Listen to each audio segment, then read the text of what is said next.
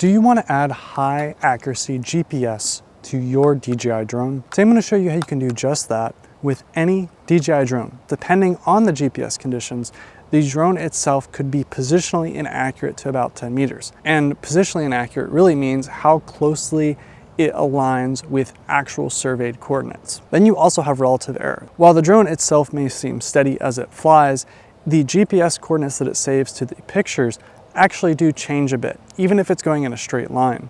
Currently, the best thing you can do to increase the quality of your drone's GPS is actually buy a whole new system.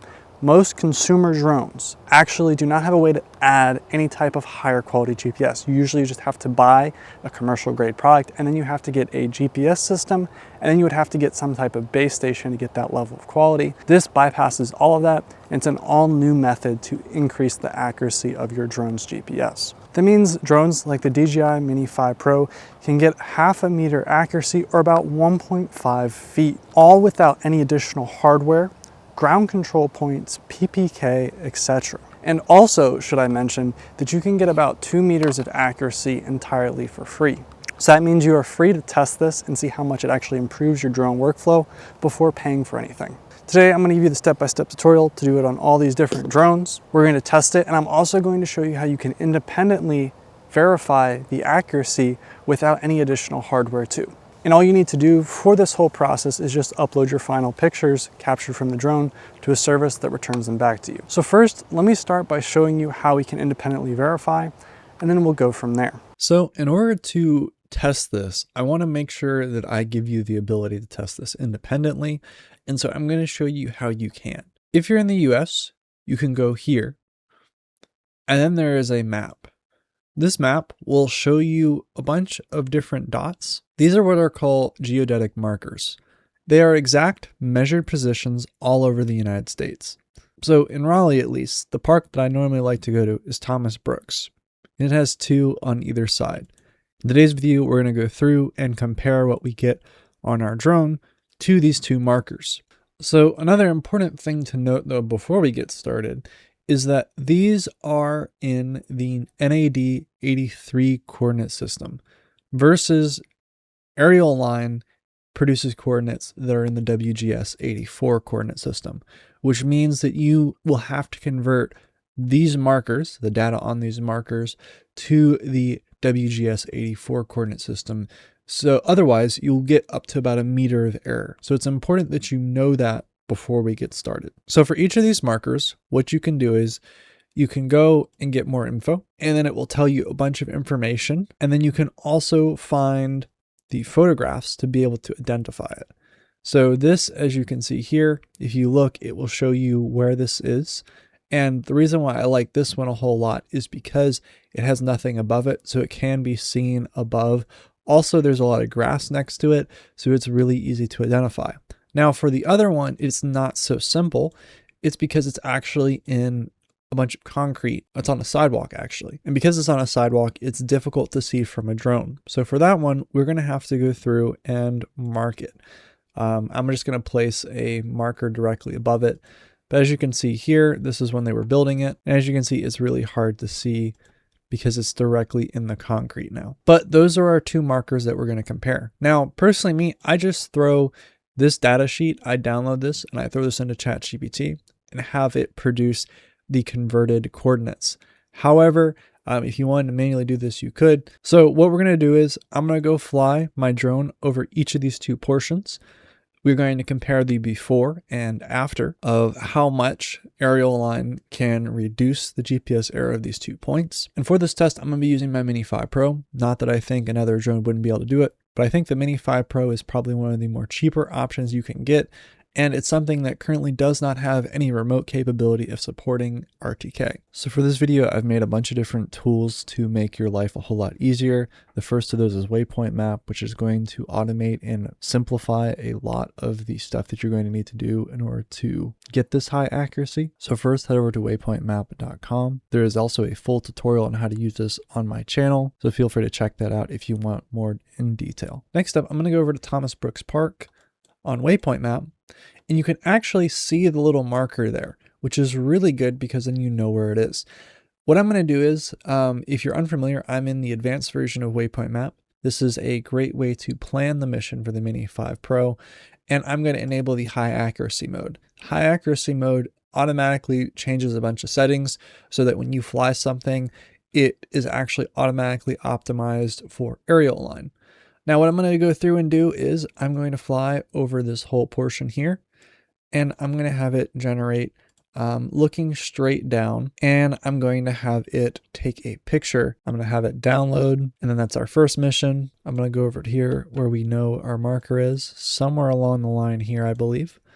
And I'm going to have it do the exact same thing. So we can fly over this portion here, generate, and this will do a little bit more. This will be good too. And then these are all looking down as well. And we can take a look and see what it captures. Now I need to make sure whenever I am flying over this that I put something over the marker because it's not going to be visible otherwise. So then let's download this. And we now have 2 missions ready to go to fly over to test AerialAlign. Then I'm just going to go through and install this mission onto my RC. And as you can see, we're just going to go through, fly over the general area in which the marker is located, and we're going to repeat this exact same process for the other marker. We're going to fly over the general area around it as well. I did notice with this one there was more pictures and the final accuracy result was more accurate, so something to consider is more pictures does potentially mean more accuracy. So now we're going to go over to AerialAlign.com and we're going to upload the images. I'm going to upload each flight over each of the markers. And then I'm going to upload them and wait for them to finish processing. Depending on the number of photos, it's going to take anywhere from 30 seconds to about 5 minutes. But once it's done, it will just download it right back. And now we have the corrected images. And I'm going to do this for the other mission real quick as well. And now we have both flights. Then next up, I'm going to go over to Aerial Model. You can use any photogrammetry software you want. However, Aerial Model is specifically designed to take the photos from AerialAlign, which means that it can get higher accuracy than you would be able to get from other photogrammetry softwares. It's not a huge jump, but it does make a difference if you're trying to get below 0.5 meters. So I'm going to go through and then create a project. I'm going to take the download images and upload them. And as you'll notice, it will detect the AerialAlign images and let you know it's detected the metadata from it that it will use to make the higher accuracy model. So right here, I have each of the markers, each of the finished completed maps. And I've basically loaded them in. So the first one is the one of just the photos before being sent to AerialAlign. And then the second one is the exact same photos, but after they're sent to AerialAlign. Same thing for this one. This is before, and then this is after. So this right here is my camera cap that I laid dead center over the geodetic marker. This isn't super elegant by any means, but I'm just going to go through and now drop a point in the center of each of these markers. Now, obviously, I like this one a whole lot because this is obviously very visible from the surface. And then also coming here, just doing the exact same thing. So getting the exact same marker.